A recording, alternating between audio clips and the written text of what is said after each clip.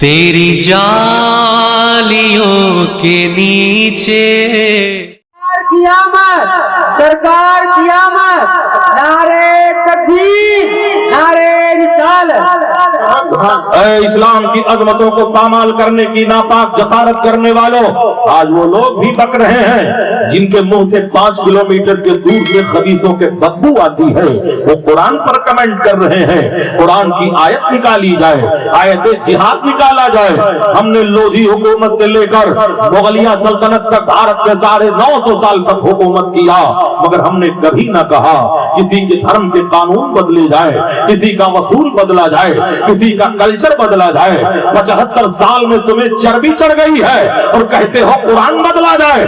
سنو، ہے قول محمد قول خدا، فرمان نہ بدلا جائے گا، بدلے گا زمانہ لاکھ مگر قرآن نہ بدلا جائے گا۔ ماشاءاللہ، نعرہ تکبیر، نعرہ رسالت، سب سے مقدس حضرت علامہ سراج صاحب قبلہ چشتی۔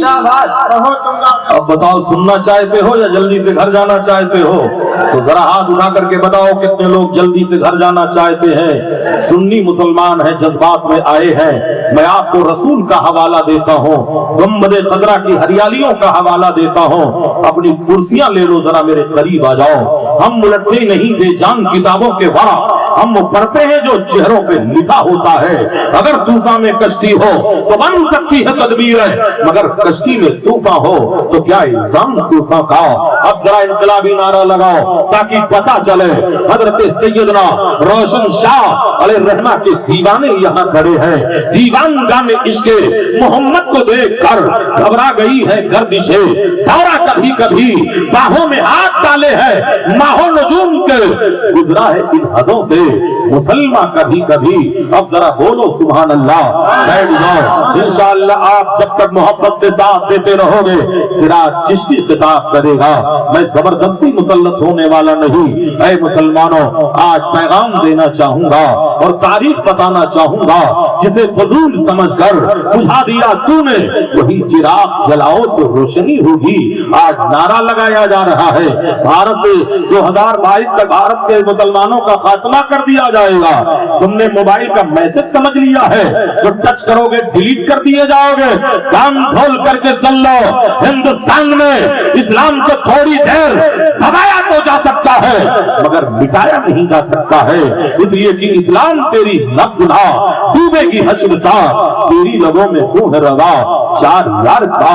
اے نبی سے محبت کرنے والوں، نبی سے پیار کرنے والوں، یہ نعرہ آج کا نعرہ نہیں ہے، یہی نعرہ تقریباً 75 سال پہلے بھی لگا تھا۔ کس نے لگایا تھا؟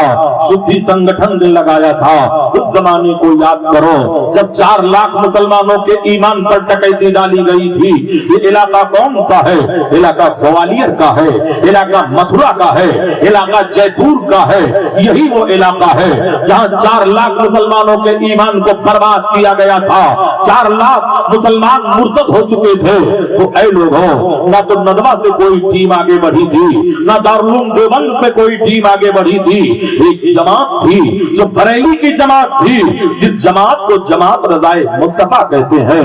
اسی جماعت رضائے مصطفیٰ کے سپاہیوں میں حجت الاسلام حضرت علامہ حامد رضا ہے، وہی میں مبلغ اعظم علامہ عبدالعلیم میرٹھی صدیقی ہے، اسی سپاہیوں میں صدر الافاضل سید نعیم الدین مراد آبادی ہے، وہیں پر صدر الشریعہ علامہ امجد علی علیہ الرحمہ ہے، وہیں پر محدث اعظم ہند کی چھوچوی ہے، وہیں پر اے لوگوں حضرت شیر بیشے اہل سنت ہے۔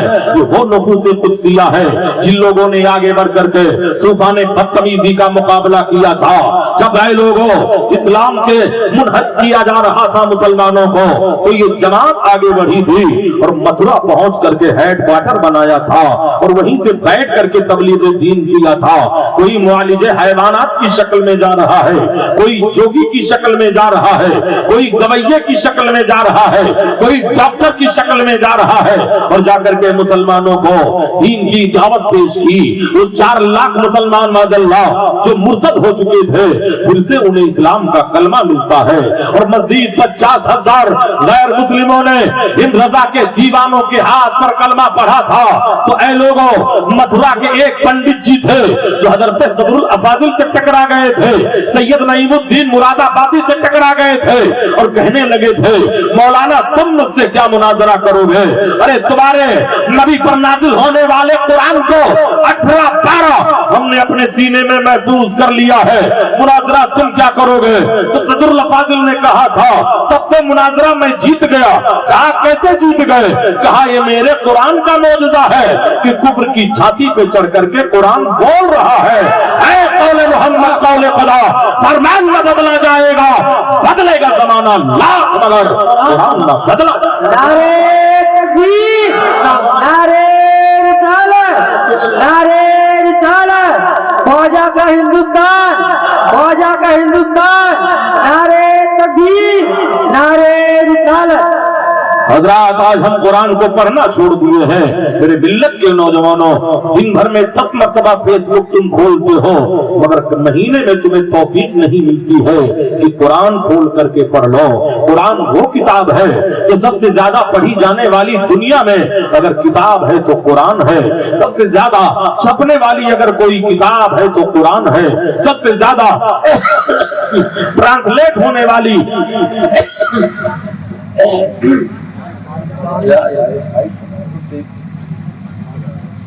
سب سے زیادہ ٹرانسلیٹ ہونے والی اگر دنیا میں کوئی کتاب ہے تو قرآن ہے، سب سے زیادہ تھپنے والی اگر کوئی کتاب ہے تو قرآن ہے۔ حضرات قرآن کی عظمت کو دیکھو، جس گھر میں بیماریاں ہوں وہاں قرآن پڑھا جائے اللہ شفا عطا کر دے گا، آسیب زدہ ہو قرآن پڑھا جائے آسیب کا خاتمہ ہو جائے گا، آنکھوں کی بینائی ختم ہو گئی ہے قرآن پڑھو اللہ تبارک تعالیٰ آنکھوں پہ بینائی عطا کر دے گا۔ عظمت قرآن کے حوالے سے گفتگو کروں گا۔ حضرات میرے پیغمبر کے ظاہری زمانے میں قرآن کتاب کی شکل میں نہیں تھا۔ قرآن کہاں تھا؟ قرآن اونٹ کی ہڈیوں پہ لکھا ہوا تھا۔ قرآن کہاں تھا؟ قرآن اونٹ کے چمڑوں پہ لکھا ہوا تھا۔ قرآن کہاں تھا؟ ماربل پہ لکھا ہوا تھا۔ قرآن کہاں تھا؟ کپڑوں پہ لکھا ہوا تھا۔ قرآن کہاں تھا؟ دیواروں پہ لکھا ہوا تھا۔ قرآن کہاں تھا؟ حافظوں کے سینوں میں لکھا ہوا تھا۔ قرآن کتاب کی شکل میں نہیں تھا۔ کتاب کی شکل میں قرآن کو کب لایا گیا؟ آؤ تاریخ اسلام کی سب سے پہلی بدعت ختنہ بتاؤں گا۔ ہر بدعت کو گمراہی کہنے والوں، آؤ اسلام کی سب سے پہلی بدعت ختنہ ہے۔ یہ کون سی بدعت ختنہ ہے؟ ایک جنگ ہوئی تھی جس جنگ کو جنگ یمامہ کہتے ہیں۔ جنگ یمامہ کیوں ہوئی تھی؟ ایک مسلمہ کذاب نامی خبیث پیدا ہوا تھا جو نبوت کا دعویٰ کر دیا تھا۔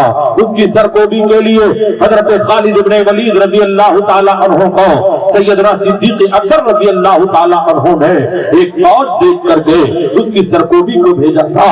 حضرات تاریخ شاہد ہے خالد ابن ولید کی قیادت میں جو جنگ لڑی گئی تھی، مسلمہ کذاب کا خاتمہ تو ہو گیا، مسلمہ کذاب کو ختم کر دیا گیا، لیکن اے لوگوں 700 حافظ قتل کر دیے گئے، 700 حافظ شہید ہو گئے۔ یہ خبر جب حضرت عمر بن خطاب تک پہنچتی ہے تو دوڑتے ہوئے امیر المومنین کی خدمت میں حاضر ہوئے، عرض کرتے ہیں حضور اگر ایسے ہی حافظ قتل ہوتے رہے تو قرآن کی حفاظت پہ دشواری پیدا ہو جائے گی، اس لیے ہمارا مشورہ یہ ہے قرآن کو کتاب کی شکل دے دی جائے، قرآن کو لکھ دیا جائے۔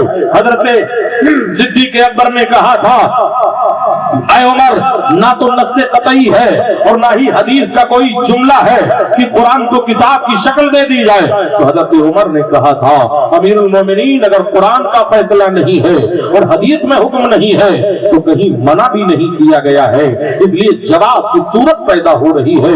اسی لیے تو میرے نبی نے کہا تھا اگر نبوت کا دروازہ نہ بند ہوا ہوتا تو حضرت عمر نبی ہوتے۔ اتنا سنتے ہی صدیق اکبر نے کہا اے عمر اللہ تیری قبر کو روشن रोशन करे, तूने तो सिद्दीक के सीने को रोशन कर दिया। हजरात, उन राइटरों को बुलाया गया, उन कातिबीने वही को बुलाया गया जो नबी के जमाने में कुरान जब नाजिल होता था मेरे सरकार तिलावत करते थे, ये लोग लिखा करते थे। इन लोगों को बुला करके कुरान को किताब की शक्ल दी जा रही है, कुरान को लिखा जा रहा है। अज़मत कुरान पर आज से हमला नहीं हो रहा है, 1450 साल से अज़मत कुरान पर हमला हो रहा है। कहीं कुरान को जलाकर कुरान की बेइज्जती की जा रही है, कहीं शराब को उड़ेल कर कुरान की बेइज्जती की जा रही है, कहीं मॉडल के पीठ पर कुरान की आयत को लिख करके कुरान की बेइज्जती की जा रही है। मगर याद कर लो, वरक जलेंगे मगर आयते मुकद्दस को किसी भी आग की शिद्दत जला नहीं सकती। हर एक लफ्ज है महफूज इसका सीनों में, इस किताब को दुनिया मिटा नहीं सकती। ये वो कुरान है जिसकी हिफाजत की जिम्मेदारी परवरदिगार आलम ने अपने जिम्मे करम में ले लिया है। अज़मत कुरान के हवाले से गुफ्तगू करना ये चाहूंगा। मुसलमानों, ये गरीब मुसलमान था जो पढ़ा लिखा मुसलमान नहीं था, मगर हर नमाज फज्र के बाद वज़ू के बाद अपनी पाकीज़ा उंगलियों से कुरान के पारों को खोलता था और उंगलियां फेर करके कहा करता था, ऐ कुरान नहीं मालूम क्या लिखा हुआ है, मगर हम तेरे आयत आयत पर ईमान लाते हैं, तेरे टुकड़े टुकड़े पर ईमान लाते हैं, तेरे जेर ज़बर पर ईमान लाते हैं। कहते हैं वो मुसलमान जाहिल था, कुरान का पढ़ा नहीं था, मगर कुरान से मोहब्बत करता था। जब उसका इंतकाल होता है, लोगों ने गुस्ल दिया, कफन पहनाया, नमाज़े जनाजा पढ़ाकर जब उसे कब्र में दफन करते हैं तो क्या देखते हैं, उसके कब्र से मुश्क अंबर की खुशबू फूट रही है। इसलिए मुसलमानों, अपने घरों में कुरान पढ़ा करो, अपने बच्चों को हाफिज कुरान बनाओ। जिल्ले इलाही और ना सुल्तान जाएंगे, जन्नत में फकत साहिब ईमान जाएंगे। जिस रास्ते से फूल बिछाएंगी रहमत है, जिस रास्ते से हाफिज कुरान जाएंगे, अपने बच्चों को हाफिज कुरान बनाओ, अपने बच्चों को कारिय कुरान बनाओ, अपने बच्चों को आलिम रब्बानी बनाओ। इसलिए कि आलिम जो होता है वो जमीन पर अल्लाह का मुकर्रर करदा बादशाह हुआ करता है। हजरात, और वली जो होता है आलिम दहर हुआ करता है। सनद वाला मौलवी होना जरूरी नहीं है, वली वो होगा जो आलिम रब्बानी होगा। पता क्या चला, ये देखने में तो मजजूब थे मगर अपने जमाने के आलिम रब्बानी थे। हजरात, अल्लाह वाले हैं, जहां बैठ जाते हैं वो जमीन उसकी जन्नत बना दी जाती है, जमीन की तनावे समेट दी जाती है। ऐ उर्से बाप में हाजिर होने वालों, आज मैं तारीख बताना चाहूंगा जिसे फजूल समझकर बुझा दिया तूने, वही चिराग जलाओ तो रोशनी होगी। आज फॉरेन में चले जाओ, कैंसर की बीमारी का इलाज कुरान की आयतों से खोजा जा रहा है, एड्स की बीमारी का इलाज कुरान की आयतों से खोजा जा रहा है, हजारों बीमारियों का इलाज आबे ज़मज़म से तैयार किया गया है। पता ये चला, यहूदी कहीं भी उड़ ले मगर डोर इस्लाम के हाथ में है।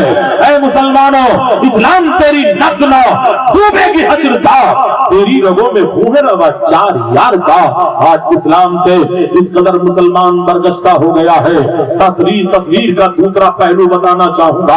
आज मुसलमानों ने मोबाइल से दिल लगा लिया है, और मोबाइल हजरात याद कर लो, ये कभी कभी रहमत भी है और कभी कभी जहमत भी है। कई लाख एप्लीकेशन कोर्ट के अंदर जेरे समात है, और एप्लीकेशन वो क्या है, मुस्लिम लड़कियों ने धर्म परिवर्तन के लिए एप्लीकेशन कोर्ट में डाला है कि हम अपने लवर के साथ कोर्ट मैरिज करना चाहते हैं। मुसलमानों, इस मोबाइल ने तबाही का दरवाजा खोल दिया है। वो बेटियां जो कभी नबी का कलमा पढ़ा करती थी, आज माज़अल्लाह उनके जबान पर कुफ्र के नगमे गाए जा रहे हैं, कुफरिया तराने गाए जा रहे हैं। ये किसकी देन है? ये मोबाइल के देन है। ऐ मुसलमानों, इसीलिए सिराज चिश्ती पूरे भारत में ऐलान करता है, गैर शादीशुदा बेटियों के हाथ में मोबाइल दे देना ऐसे ही है जैसे डाकू के हाथ में तलवार दे देना है। आज मोबाइल ने ये दिन हमें दिखाया है कि न जाने कितनी लड़कियों ने धर्म परिवर्तन करके कुफ्र को इख्तियार कर लिया है और जाकर के अपने लवर से कोर्ट मैरिज कर लिया है। इसलिए घरों पे कंट्रोल किया करो। सिराज चिश्ती की तकरीर शायद किसी को अच्छा न लगे, सिराज चिश्ती इस बात की परवाह नहीं करता कि दोबारा बुलाया जाएगा कि नहीं बुलाया जाएगा। तू नहीं और सही और اور نہیں اور صحیح حضرات آج تباہی کا دروازہ جو کھلا ہے اس موبائل کے ذریعے سے تباہی کا دروازہ کھلا ہے حضرات بتانا یہ چاہوں گا شارح بخاری حضرت مفتی شریف الحق صاحب قبلہ علیہ رحمت و رضوان نے 22 گانوں کو ریسرچ کر کے فرمایا ہے 22 گانے ایسے ہیں جن کا سننے والا اسلام سے خارج ہو جائے گا اگر اظہار مسرت کیا گانے والا اسلام سے خارج ہو جائے گا اگر اظہار مسرت کیا ایک تو بول یہ ہے خدا جب بھی زمین پہ آسمان سے دیکھتا ہوگا کہ گانے والا اسلام سے خارج ہو جائے گا اسے کلمہ بھی پڑھنا پڑے گا اگر بیوی والا ہے تو تجدید نکاح بھی کرنا پڑے گا اگر پیر والا ہے تو تجدید بیعت بھی کرنا پڑے گا لچھے دار تقریریں سن لینے سے کامیابی نہیں ہے ارے کامیابی تو یہ ہے ایک ولی کے مزار پر آئے ہو تو توبہ کر کے اٹھو ہم جیئیں گے تو عاشق رسول بن کے جیئیں گے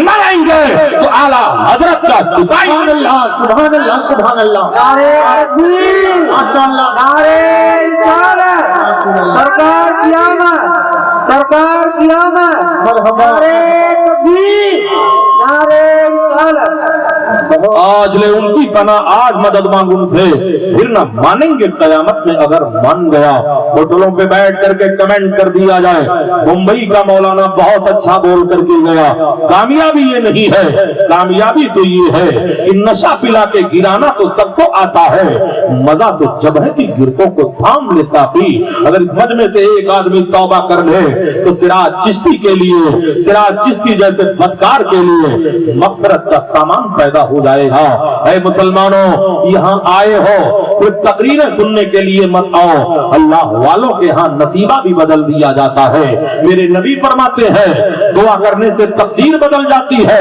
اور صدقہ دینے سے زندگی بڑھا دی جاتی ہے اے مسلمانوں ماحول پیدا کرو غریبوں میں صدقے کیا کرو اور دعائیں کیا کرو ہر مرض کی دوا ہے صلی علی محمد تعویذ ہر بلا ہے صلی علی محمد کانٹھا بدلنے والوں ہم راہ چلنے والوں پڑھتے رہو روا ہے صلی علی محمد اسی لیے مفسرین فرماتے ہیں تمام نفلی عبادتوں میں سب سے افضل عبادت یہ ہے اپنے آقا پر درود پڑھا جائے درود پڑھنے کے لیے نہ غسل کی ضرورت ہے نہ وضو کی ضرورت ہے سفر کر رہے ہو نبی پر درود پڑھ رہے ہو کام کر رہے ہو نبی پر درود پڑھ رہے ہو کھیتیوں میں ہو نبی پر درود پڑھ رہے ہو مرد بھی درود پڑھے عورت بھی درود پڑھے حضرات درود پڑھنے سے سویا نصیبہ جگا دیا جاتا ہے ہر مرض کی دوا ہے صلی علی محمد تعویذ ہر بلا ہے صلی علی محمد کانٹھا بدلنے والوں ہم راہ